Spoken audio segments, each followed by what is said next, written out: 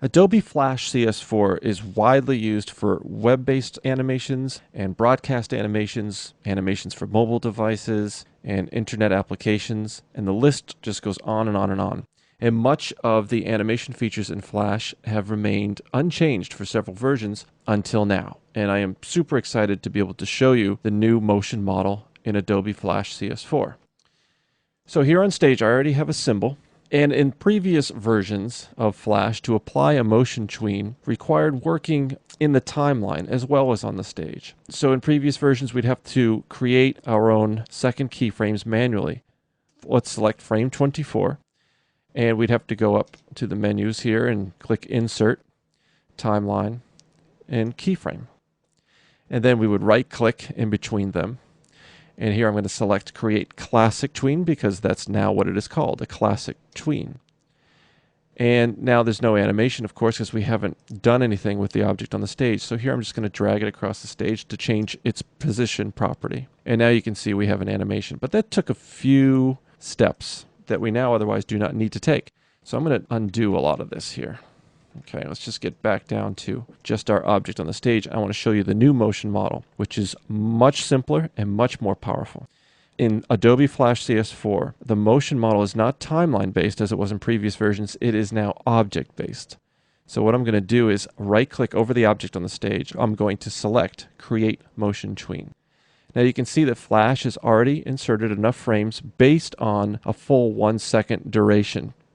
And this is based on the document's frame rate, which is now a default of 24. Previous versions of Flash, the default has been 12.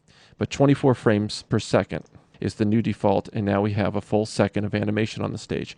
Our frame indicator is on frame 24, the last frame, and it's ready for us to make a property change and to create our animation. So all that we have to do now is to make a change on the stage with our object. I'm going to click and drag it across the stage. Now we have an animation. And as you can see, we also have a spline path. And this spline path can be edited. So with the selection tool, I can click on the spline path and I can actually bend it. And as I scrub the timeline, you can see my symbol is following the spline path. Now you'll also notice that Flash CS4 has inserted keyframes for me. This diamond-shaped keyframe is a property keyframe. The property we changed is its position. At any point during this motion span, I can position my frame indicator and I can make a different kind of property change. Grabbing the free transform tool, I'm going to scale it. And as you can see, Flash has created a property keyframe that represents scale. If you right-click over the motion span in the layer and go to View Keyframes, the default is to show each property keyframe: position, scale, skew, rotation, color, and filter. We can also select none and you'll see they'll disappear. We can also go back up to View Keyframes, and if we prefer, we can just show one, such as the scale property change represented here, because this is the frame number that we actually scaled the symbol. Or we can right-click, select View Keyframes, and since we had changed our position, we can also select position and we can see those keyframes again. Of course, the default of Show All is probably going to be preferable for most of you. Now, what we might also want to do is change a few other properties while we're at it. So I'm going to select the symbol. Let's go to Properties. And I'm going to apply a color effect by adjusting the tint. So I'm going to grab, let's say, orange. And now you'll see that the motion span has been updated to apply a color transformation as well across the entire span. Now at any point, again, with the frame indicator, we can position it at any frame, and we can click and drag the object on the stage, and I'm going to change its position, and you'll see that the spline path has now been updated. I'm going to do this a couple more times just to show you.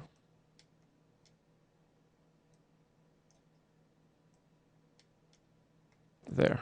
And you can see the spline path has been updated, and as I scrub the timeline, the object will follow this new path. We can also select the subselection tool, and you can click and drag the endpoints of the spline, and you'll see that these handles now appear, and now you can fine-tune the path itself.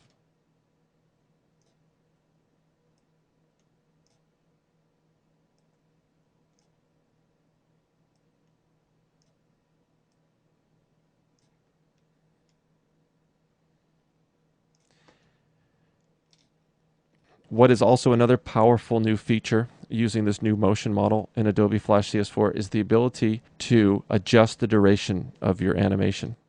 So here I can just click the right edge and drag it out to increase the time that the animation plays. And you can see that the keyframes have been adjusted accordingly based on the new time.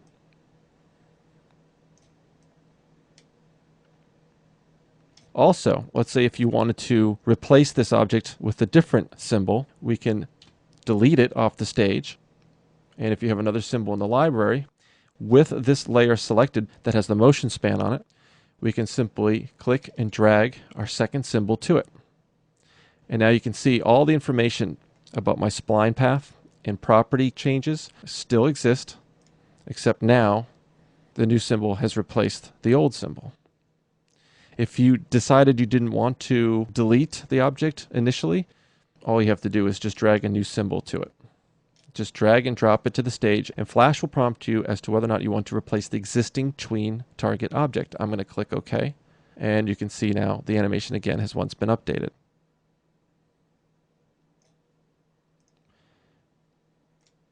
Now I can also click and drag this entire tween anywhere on my stage and reposition the entire animation. What has also been added to Adobe Flash CS4 is the new motion editor. So what I'm going to do is collapse some of these panels, and let's make the timeline panel, which is now the motion editor panel, a little bit taller. And here you can see we have access to all the individual properties for the object on the stage. And here we can also apply different types of easing. But first, what I want to show you is how you can customize the motion editor. Using this slider, we can adjust the height of each of these properties.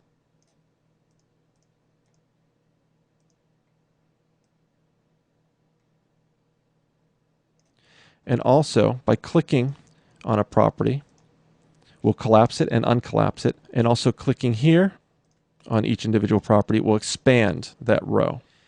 You can also adjust the height of each expanded row by using this slider. And you can also adjust the number of frames that is viewable as well. Now let's create a custom ease and then apply it to our entire motion span. So using the drop-down menu, you can see we have a bunch of preset eases that we can use. But first I'm going to create a custom ease. And here my custom ease has now appeared. I'm going to click on it to expand that row. And what I can do is click on the point here and adjust the curve. What I want to do is have the object ease in from its starting position and then ease out to its ending position.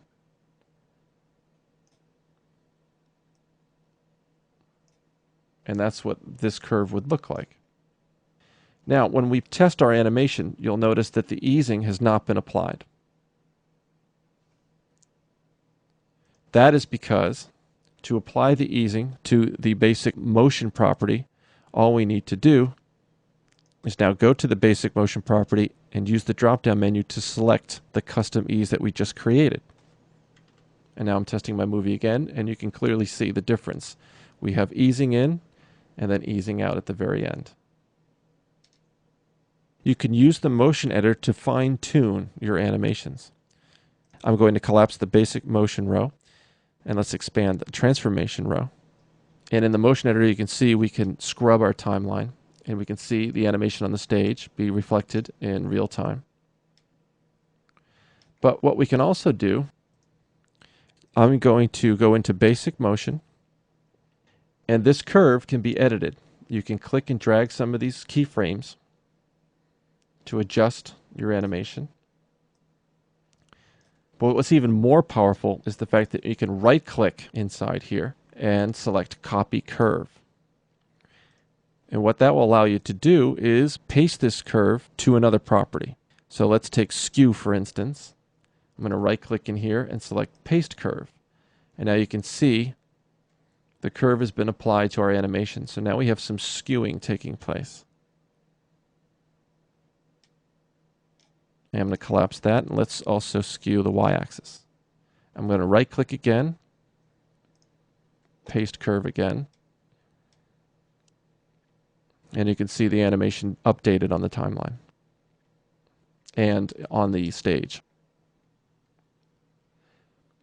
As you can see, the new motion model in CS4 is a huge step forward in the world of Flash animation.